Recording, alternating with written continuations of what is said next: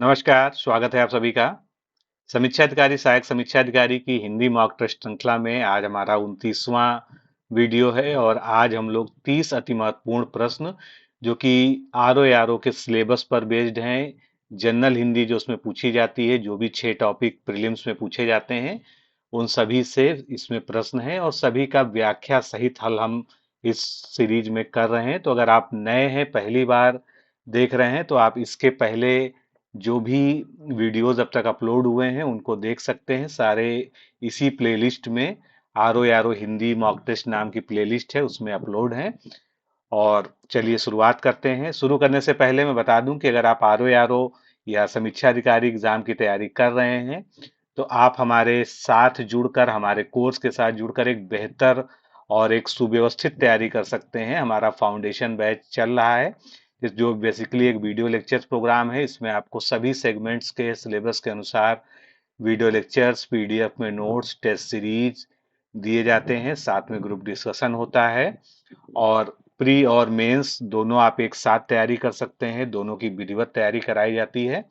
ज्यादा जानकारी के लिए आप 9506742546 ये व्हाट्सएप नंबर है, इस पे आर ओ लिख कर भेज दीजिए और आपको रिप्लाई में सारे जो है प्रश्नों के आपके उत्तर मिल जाएंगे।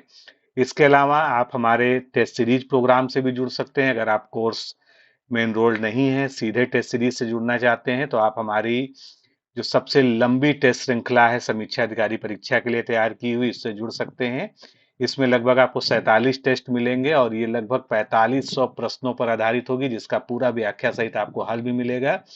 ये टेस्ट आपको ऐप पर मिलते हैं, हमारे डिकोड एग्जाम ऐप पर, और वहां पर आप इसको ऑनलाइन दे सकते हैं। साथ में इसका हल की हुई पीडीएफ, जिसमें पूरी व्याख्या के साथ हल आपको मिलेगा, वो डाउनलोड कर सकते हैं।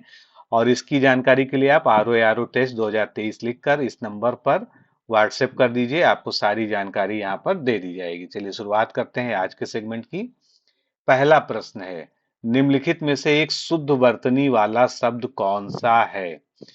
औद्योगिकरण ही लिखा गया है, कई तरह से लिखा गया है। उद्योगीकरण, उद्योगीकरण, औद्योगीकरण और औद्योगीकरण, चारों तरह से लिखा गया है। लिखने का प्रयास एक ही चीज को हुआ है, कौन सा सही है? तो ये बहुत ही क्लोज क्वेश्चन है, निश्चित रूप से बहुत ही सोच समझ के आपको जवाब देना होगा कि इसमें से सही वर्तनी वाला शब्द कौन सा है। तो इसमें से सही वर्तनी वाला शब्द कौन सा है? बी ऑप्शन करेक्ट है, उद्योगीकरण शब्द बिल्कुल ठीक है। बी ऑप्शन हमारा बिल्कुल करेक्ट है। और इससे मिलते जुलते दो शब्द और भी ठीक होते हैं, उनको भी जान लीजिए। औद्योगिकरण शब्द भी ठीक होता है, जो हमारे ऑप्शंस में नहीं था। इससे मिलते जुलते शब्द तो थे, लेकिन औद्योगिकरण शब्द नहीं था। और औद्योगिकीकरण ये भी शब्द अगर आपके सामने आ जाता है ऑप्शन में, तो ये भी वर्तनी की दृष्टि से सही होता है। तीनों का अर्थ जो है वो एक ही होता है, लिखने का जो है तरीका सभी का अलग अलग है। अगला प्रश्न देखेंगे। निम्नलिखित वाक्यों में से एक अशुद्ध वाक्य का चयन कीजिए। अब इसमें से एक अशुद्ध वाक्य का आपको चयन करना है कि इसमें से कौन सा वाक्य अशुद्ध है। सारे वाक्यों को आपको ध्यान से पढ़ना पड़ेगा। माता पिता बैठे हैं, इसमें कोई गलती है? नहीं, कोई गलती नहीं दिख रही, ठीक है। बाघ और लोमड़ी एक घाट पर पानी पीते हैं, बिल्कुल ठीक है, कोई दिक्कत नहीं है। यहाँ भी ये भी बिल्कुल ठीक है। वह गीत की दो चार कड़ियां गाती है, ये भी बिल्कुल ठीक है, इसमें भी कोई गलती नहीं है। मैं उससे बहुत बाद में हूं, ये गलत है। यहाँ पर ध्यान दीजिएगा, दो तरह से जो है शब्द बताए जाते हैं। अगर बाद का प्रयोग काल का अंतर बताने के लिए किया जाता है, यानी समय का अंतर, और पीछे या आगे का जो अंतर होता है वो स्थान के अंतर के लिए होता है। तो यहाँ जो बाद का प्रयोग हुआ है वो उसके लिए ना होके पीछे की जगह हुआ है, जो कि गलत है। इसको अच्छे से समझ लीजिएगा। यहाँ पर होना क्या चाहिए था? मैं उससे बहुत पीछे हूं, क्योंकि यहाँ पर स्थान की बात की जा रही है, ना काल, ना कि काल की। बाद का जो प्रयोग होता है वो काल के अंतर को बताने के लिए होता है, और जो पीछे का प्रयोग होता है वो स्थान का अंतर बताने के लिए होता है। अगला प्रश्न देखेंगे। अशुद्ध वाक्य का चयन करें। चारों ऑप्शंस को बहुत ध्यान से देखिए। इसमें से आपको एक अशुद्ध वाक्य चुनना है। कौन सा वाक्य अशुद्ध है? चलिए शुरू करते हैं। वह संतान के कारण दुखी है, इसमें कोई गलती दिख रही है? ना वर्तनी की, ना कोई क्रम की, ना किसी तरह की कोई गलती यहाँ पर नहीं है। मैंने धीमे स्वर में कहा, ये भी ठीक है, कोई गलती नहीं है। श्रोताओं में कई श्रेणियों के लोग थे, क्या इसमें कोई गलती है? ध्यान से पढ़िए। श्रोताओं में कई श्रेणियों के लोग थे, कोई गलती नहीं, बिल्कुल ठीक है। तो पहला ही गलत है, ऑब्वियस है, लेकिन क्या गलती है ये सबसे जरूरी है जानना। इसका प्रमुख कारण अनुशासनहीनता ही था, ये गलत है। अनुशासनहीनता क्या है? स्त्रीलिंग शब्द है। यहाँ क्या होना चाहिए था? इसका प्रमुख कारण अनुशासनहीनता ही थी, ना कि था। बाकी सभी वाक्य जो है शुद्ध हैं, जो हमने देख लिया। अगला, इसमें से किस एक की वर्तनी अशुद्ध है? वर्तनी की दृष्टि से इसमें से कौन सा गलत लिखा हुआ है?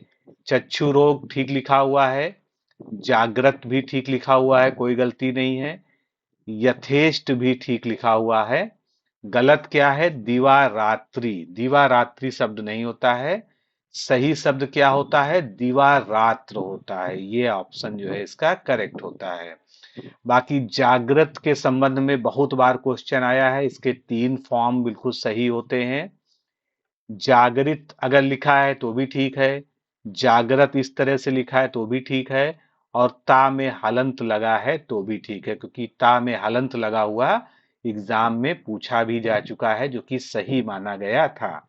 अगला प्रश्न, निम्नलिखित में से कौन सा एक शुद्ध है? अब यहां पर भी चरमोत्कर्ष लिखने का प्रयास किया गया है, लेकिन का 4 प्रकार से आपके सामने वो लिखा गया है। तो सबसे शुद्धतम रूप जो है कौन सा है, वर्तनी की दृष्टि से कौन सा सही है, ये आपको निर्णय लेना है। तो ये निर्णय कैसे लेंगे आप?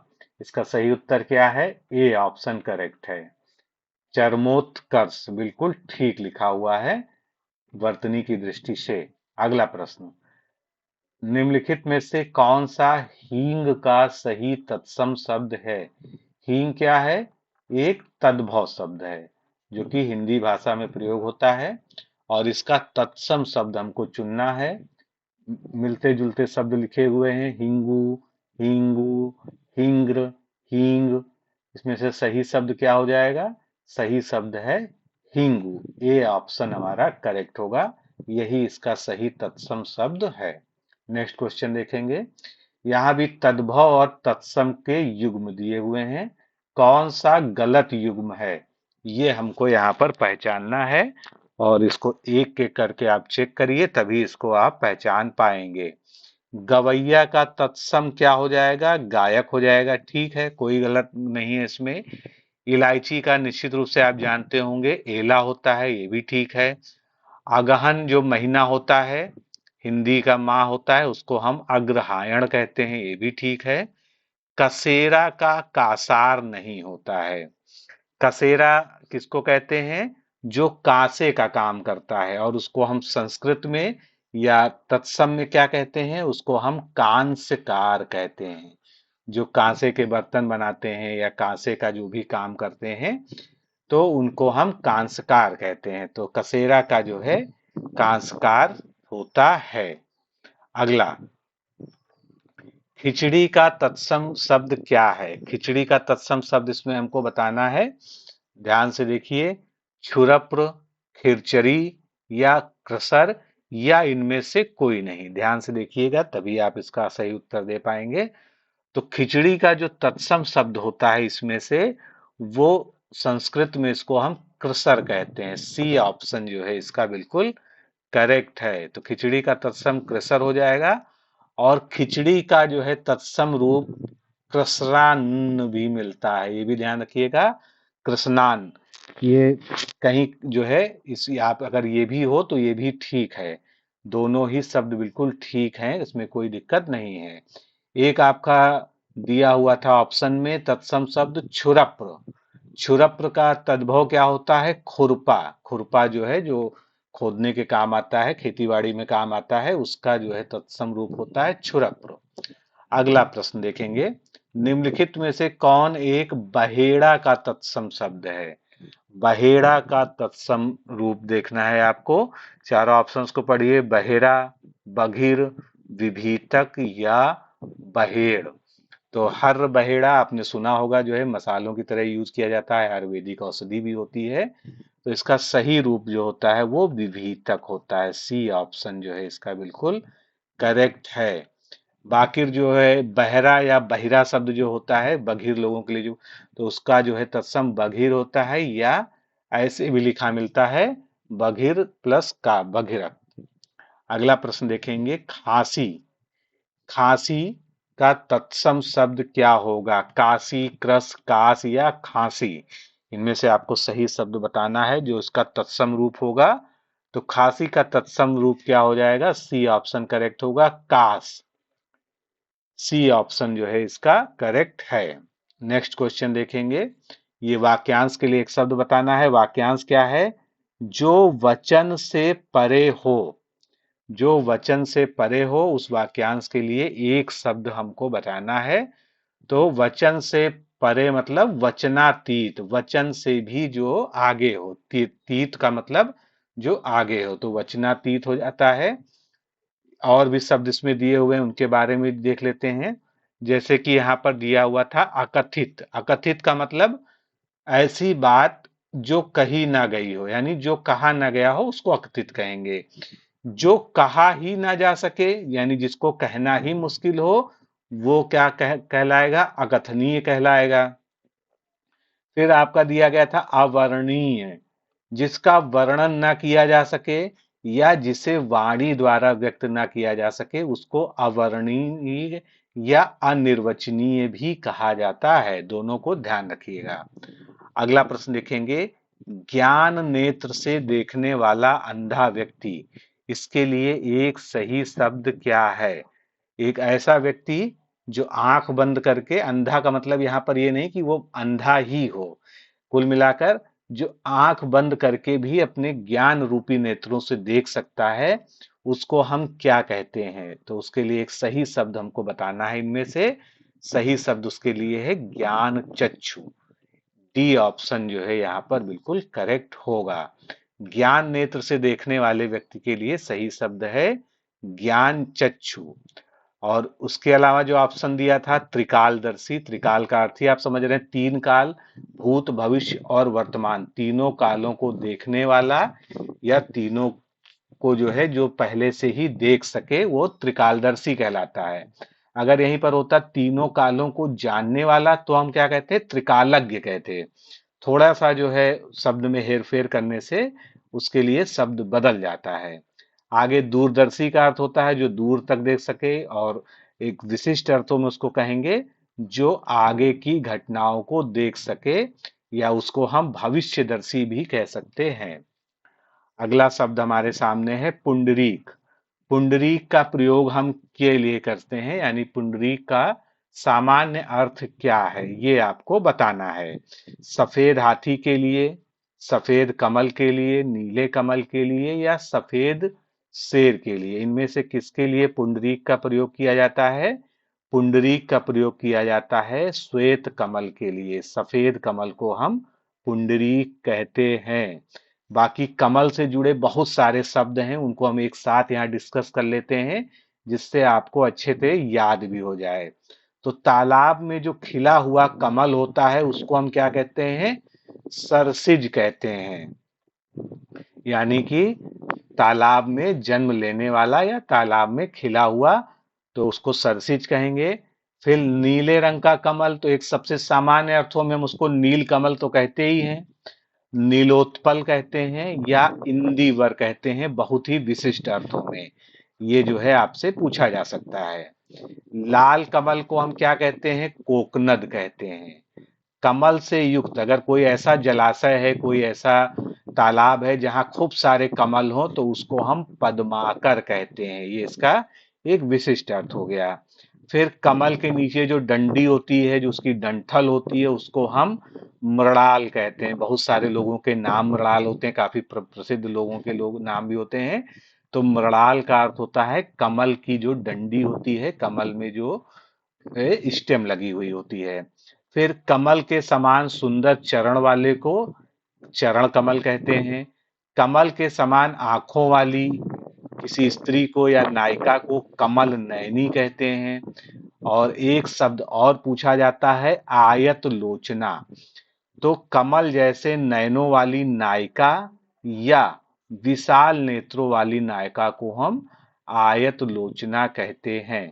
अब केवल अगर आपसे पूछ लिया जाए कमल जैसे नयनों वाली नायिका, तो कमल नयनी भी हम इसको कह सकते हैं, क्योंकि आयत लोचना का मतलब ही होता है जो कमल के समान विशाल नेत्रों वाली हो, उसको हम आयत लोचना कहते हैं। तो थोड़े थोड़े शब्दों के हेरफेर से जो है वाक्यांश और उनके लिए एक शब्द बदल जाते हैं।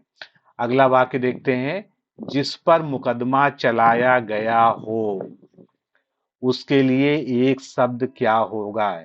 जिस पर मुकदमा चलाया जा रहा है, यानी जिसको अपराधी साबित करने का प्रयास किया जा रहा है, या निर्दोष भी साबित किया जा सकता है, कुछ भी साबित किया जा सकता है, उसको हम कहते हैं अभियुक्त। अभियुक्त वो व्यक्ति होता है जो ना दोषी होता है ना निर्दोष होता है, उसके ऊपर शक होता है और शंका के आधार पर उस पर कोई भी विधिक कार्रवाई मुकदमा किया जाता है। बाकी वादी प्रतिवादी मुकद्दम इनको भी समझते हैं। तो जो दायर मुकदमे का प्रतिवाद करे या बचाव करे, उसको कौन क्या कहते हैं? उसको प्रतिवादी कहते हैं। वह जो किसी के विरुद्ध मुकदमा दायर करे या पेश करे, उसको वादी कहते हैं। यानी वादी और प्रतिवादी क्या है? आपस में विलोम है। एक शब्द मुकद्दम पूछा गया, तो मुकद्दम जो है कोई एक सिंपल अर्थ वाला शब्द नहीं है, मुकद्दम के बहुत सारे अर्थ हैं। इसको हम एक अनेकार्थी शब्द कहते हैं। मुकद्दम के सामान्य अर्थ हैं प्राचीन या पुरानी। एक अर्थ में इसको सबसे अच्छा या बढ़कर भी कहते हैं। मुकद्दम प्रधान या मुख्य भी कहलाता है। जैसे आपने अगर गांव के सेंस में सुना होगा तो कहेंगे कि ये गांव का मुकद्दम है, ये गांव का प्रधान व्यक्ति है, मुख्य व्यक्ति है। इसके अलावा आवश्यक या जरूरी भी होता है, कहते हैं मुकद्दम काम करने जा रहे हैं, जरूरी काम करने जा रहे हैं। फिर अगर पुल्लिंग की बात करेंगे तो गांव का मुखिया, या पशु की जो रान होती है, जो पैर का भाग होता है उसको रान कहते हैं, उसका ऊपरी भाग जो कूल्हे से जुड़ा होता है, कसाई, उसको जो है उसको मुकद्दम कहते हैं। तो ये इसके कई सारे अर्थ होते हैं। अगला शब्द देखेंगे, पिंडज। पिंडज का मतलब अगर बिल्कुल सामान्य अर्थ में देखेंगे तो पिंड धन जा, पिंड से जन्म लेने वाला। अब अगर आपको पिंड का अर्थ पता है तो आप इसका जो है अर्थ बता लेंगे। पिंड का मतलब शरीर, तो जिसका जन्म शरीर से होता है वो पिंडज होता है। जैसे कि मनुष्य, सामान्य रूप से मनुष्य होता है। यहीं पर अंडज होता है, यानी अंडे से जन्म लेने वाला, जैसे कि पशु पक्षी होते हैं। तो इस तरह से जा जहां पर भी लगा हो पीछे, उसका अर्थ जो है जन्म लेना होता है। तो पिंडज का अर्थ होता है जिसका जन्म शरीर से हुआ हो। फिर बाकी जो है जो ऑप्शंस थे उनको ध्यान लेते हैं। प्रार्थना करने वाला व्यक्ति क्या कहलाता है? प्रार्थी कहलाता है। जिसकी प्रतिष्ठा हो, जो समाज में जिसकी प्रतिष्ठा हो, उसको प्रतिष्ठित कहते हैं। पशुओं के जैसा कोई आचरण करता है तो उसको हम पाश्विक कहते हैं। कहते हैं ना कि इसका चरित्र कैसा है? पाश्विक चरित्र का है ये। आगे बढ़ते हैं, शब्द और विलोम पर चलते हैं। यहाँ पर चारों जो है विकल्पों में शब्द और विलोम के युग्म दिए हैं। इन युग्मों में कौन सा सही सुमेलित नहीं है, ये हमको बताना है। तो कौन सा सही सुमेलित नहीं है, ये हमको बताना है। ध्यान से देखिए, बहुत ही आसान है। प्रकट का अंतर ध्यान, कोई दिक्कत नहीं, बिल्कुल ठीक है। धवल मतलब श्वेत होता है, मलिन मतलब गंदा होता है, या उसको जो है मलिन मैला होता है, तो ये भी ठीक है। करुण का निष्ठुर, बिल्कुल ठीक है। प्रस्थान का प्रतिस्थापन नहीं होता है। प्रस्थान का क्या होता है? प्रस्थान का विलोम होता है आगमन। प्रतिस्थापन किसे कहते हैं?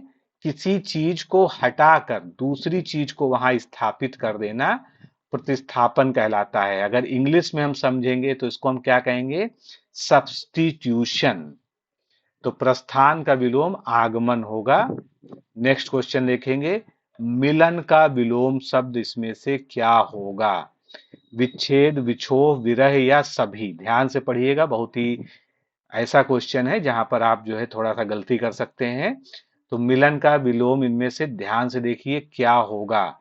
मिलन का विलोम विछोह जरूर होगा, ये आपको निश्चित रूप से पता है।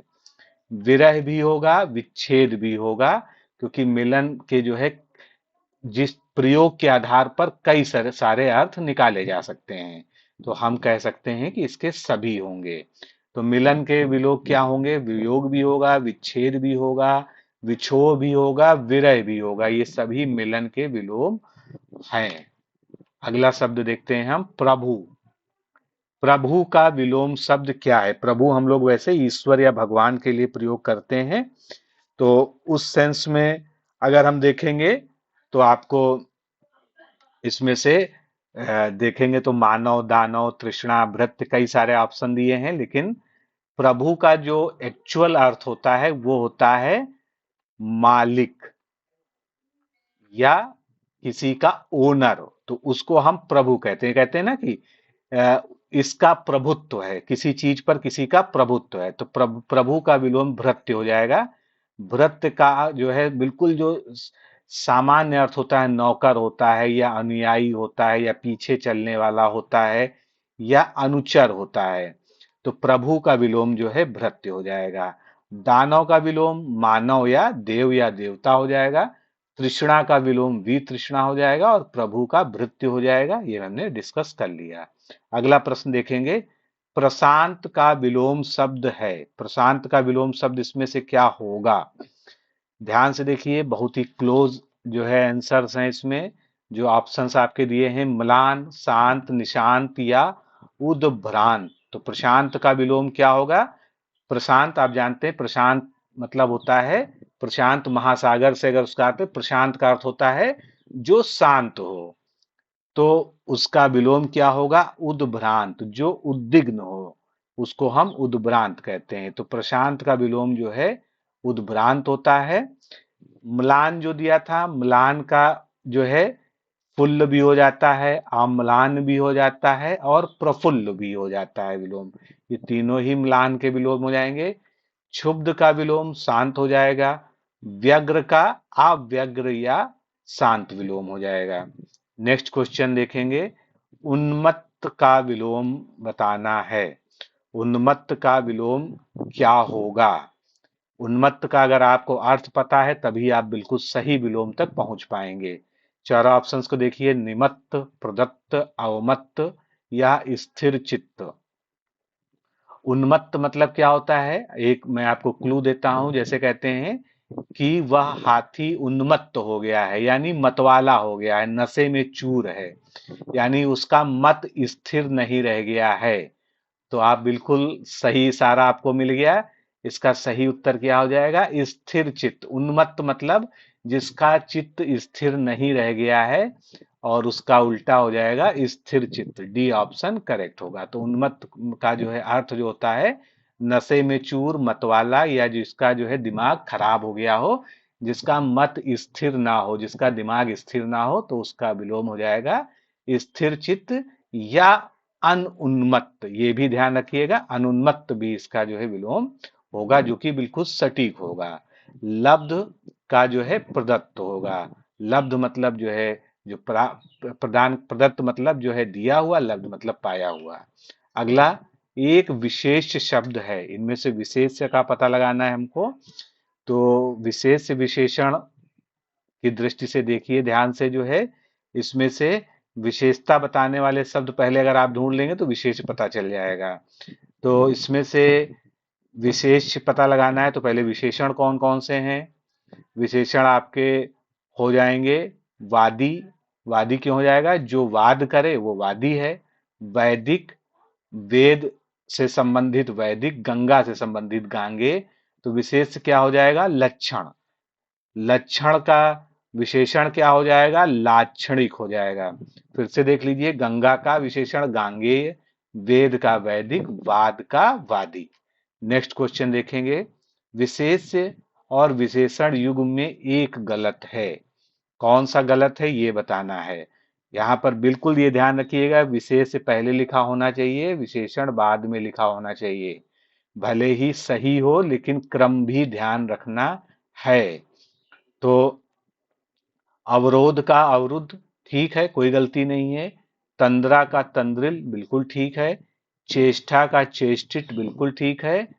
गत का गमन नहीं होगा, क्यों? क्योंकि उल्टा लिखा है। गमन का गत होता है। अगर गमन पहले लिखा होता, गत बाद लिखा होता तो ये ऑप्शन ठीक होता। तो गत शब्द क्या है? विशेषण है। और गमन क्या है? विशेष शब्द है। गमन के और भी विशेषण होते हैं। एक तो गत हो गया, एक गम में भी हो जाएगा और गंतव्य भी हो जाएगा। तीनों को ध्यान रखिएगा। अगला प्रश्न देखेंगे। लोभी किस विधि से निर्मित विशेषण है?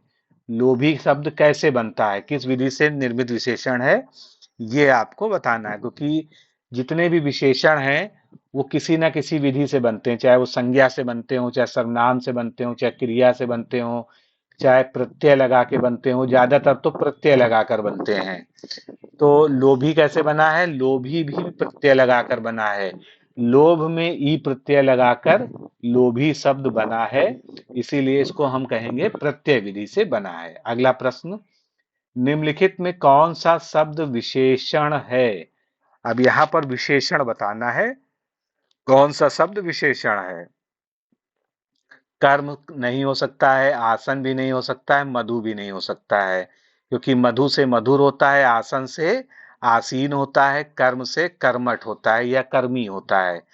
अग्नि से बनता है आग्नेय, तो आग्नेय क्या है? विशेषण शब्द है। यहाँ पर इसको फिर से मिलान कर लीजिए। विशेष विशेषण का। अग्नि से बना आग्नेय, मधु से मधुर, आसन से आसीन, कर्म से कर्मठ। नेक्स्ट क्वेश्चन देखेंगे। एक प्रतिभा संपन्न छात्र का विशेषण क्या है? अब एक प्रतिभा संपन्न छात्र है, इसको विशेषण के रूप में अगर हम कहेंगे, यानी एक शब्द में हमको व्यक्त करना हो तो क्या हम बोलेंगे? अध्ययनशील, चतुर, कुशल, मेधावी में से आपको चुनना है। सही शब्द क्या हो जाएगा? मेधावी। जो मेधा रखता हो, जिस जो प्रतिभा संपन्न हो। तो इसका विशेष क्या हो जाएगा? मेधा। मेधा से ही बना है मेधावी ये। और इसका सामान्य अर्थ हो जाएगा एक प्रतिभा संपन्न छात्र। चलिए पर्यायवाची पे चलते हैं। शब्द और उनके पर्यायवाची दिए हुए हैं आमने सामने। कौन सा सही सुमेलित है? यानी तीन गलत हैं, एक ही सही सुमेलित है, ये हमको बताना है। तो पृथ्वी का बीज प्रसू बिल्कुल ठीक है, कोई गलती नहीं है। चांदनी का कौमुदी भी आपने पढ़ा होगा। समुद्र को उदधि कहते हैं, ये भी पढ़ा होगा। गरुड़ को मलयज नहीं कहते हैं। मलयज किसका है? बहुत अच्छे से ध्यान दे लीजिएगा। मलयज जो है चंदन का पर्यायवाची है। तो मलयज जो है चंदन का पर्यायवाची होता है। चंदन के बाकी पर्यायवाची शब्द देख लीजिए। मलय, गंधराज, गंधसार, मलयज, मलयोद्भव, श्रीखंड, संदल, सर्पावास और सर्पेष्ट। फिर गरुण या गरुण दोनों तरीके से लिखा जाता है हिंदी में। गरुण के पर्यायवाची देख लेते हैं, बहुत सारे होते हैं। वैनतेय, खगकेतु, हरिवाहन, खगेश, पक्षीराज। खगेश का मतलब जो पक्षियों के राजा हो, वही चीज यहां भी है। पक्षीराज। उरग रिपु। उरग रिपु मतलब सांप के दुश्मन, क्योंकि जो है गरुण क्या है? सांप को खाता है। खगपति, पन्ना गिरी, उर्गारी, वैनतेय, सुपर्ण, हरियान। भगवान विष्णु का यान था, इसलिए हरियान कहते हैं। विष्णु रथ इसीलिए कहते हैं। सर्पारी कहते हैं जो सर्प का अंत करे। नागांतक जो नाग का अंत करे। तो सभी का कुछ ना कुछ विशेष अर्थ होता है। पन्नागारी, वानतेय, खगपति, खगेंद्र, भुजंग भोजी। भुजंग मतलब भी सर्प होता है, उसका भोजन करने वाला। विष्णु वाहन, भगवान विष्णु का जो वाहन है। विहंग राज, सुवर्ण पक्ष, अंडजेश्वर, अहिभोजी, खगनाथ, नागरी, भुजंगारी, वेगेश्वर और सौरपर्णेय। अगला प्रश्न देखिए। विभत्सु विरजयी बहुत ही अनोखा शब्द है। इसका किसका ये पर्यायवाची है? राजा का, अर्जुन का, बलराम जी का, या कृष्ण भगवान का? ध्यान से पढ़िए। विभत्सु विरजयी किसका पर्यायवाची शब्द है? ये अर्जुन का पर्यायवाची शब्द है। बी ऑप्शन करेक्ट है। अर्जुन के ढेर सारे पर्यायवाची होते हैं, प्रायः पूछे भी जाते हैं। धनंजय, पार्थ, कौंतेय, कुंती सुत, पांडुनंदन, गुड़ाकेश तो काफी ज्यादा फेमस है। गांडीवधारी या गांडीवधर, ये भी। किरीट, प्रथापुत्र, श्वेत वाहना, बीभत्स, बिभत्सु विरजयी, सव्यसाची, कपिध्वज, सव्यसाची ऐसे भी लिखा जाता है। धनुर्धर, ऐन्द्री, गांडीवी, ब्रहणलला, भारत, गांडीवधारी, श्वेतवाजी ये सभी अर्जुन के पर्यायवाची शब्द हैं। अगला प्रश्न, निम्नलिखित पर्यायवाची युग्मों में से कौन सा एक गलत है? कौन सा एक गलत है, यही आपको बताना है। पर्यायवाची शब्दों के युग्म देखिए, ध्यान से देखिए। तो आसुग का नाराज सही है। किसके पर्यायवाची होते हैं ये बाढ़ के पर्यायवाची है। हिरण्य का जात रूप ठीक है, ये स्वर्ण का पर्यायवाची होते हैं। भृत्य और किंकर अभी हमने पीछे भी डिस्कस किया था, ये नौकर या दास के पर्यायवाची शब्द होते हैं। तो ये तीनों ठीक हैं। अब्धि और हृद ये जो है सही नहीं है जोड़ा, तो इनको देख लेते हैं। हृद किसका है? तालाब का। और अवधि समुद्र का है। बाकी तो हमने बता ही दिया कि हिरण्य और जातरूप स्वर्ण का है, भृत्य किंकर दास का या नौकर का हो गया, आसुग और नाराज जो है बाढ़ का हो गया। अगला प्रश्न, निम्नलिखित में से साधु का पर्यायवाची शब्द नहीं है। साधु का इसमें से कौन सा नहीं है? तापस सही है, सन्यासी भी ठीक है, अवधूत भी ठीक है, भूतेश नहीं सही है। भूतेश मतलब भूतों के ईश्वर। हमेशा जो है शब्द से उसका अर्थ निकालने का प्रयास किया करिए। भूतेश मतलब भूतों के ईश्वर या भू के ईश्वर, दोनों भी। भूत के ईश्वर, तो भूत के ईश्वर किसको कहा जाता है? भूत के ईश्वर कहा जाता है महादेव या भगवान शिव को कहा जाता है। साधु के अन्य पर्यायवाची क्या हैं? तापस, सन्यासी, अवधूत, महात्मा, यति ये सभी साधु के पर्यायवाची शब्द हैं। अगला प्रश्न, लक्ष्मण का पर्यायवाची निम्न में से कौन सा है? देखिए ध्यान से। सौमित्र, अनंत, रामानुज या सभी। सौमित्र तो इनको कहा ही जाता है, आपको ध्यान होगा। रामानुज भगवान राम के अनुज थे, तो ये भी ठीक है। अनंत के बारे में आपको कंफ्यूजन होगी, लेकिन ये भी लक्ष्मण के पर्यायवाची शब्द हैं। तो तीनों ही लक्ष्मण के पर्यायवाची शब्द हैं। लक्ष्मण के पर्यायवाची शब्द एक बार रिवाइज कर लीजिए। सौमित्र, रामानुज, लखन, शेष, शेषावतार, अनंत, मेघनादारी, सुमित्रा पुत्र ये सभी लक्ष्मण के पर्यायवाची शब्द हैं। तो मित्रों, आज के इस सेगमेंट में हमने 30 प्रश्नों को पूरी व्याख्या के साथ हल किया, समझा। जितना अच्छे तरीके से बताया जा सकता था, एक्सप्लेन किया जा सकता था, वो सब करने का इसमें आपको प्रयास किया गया।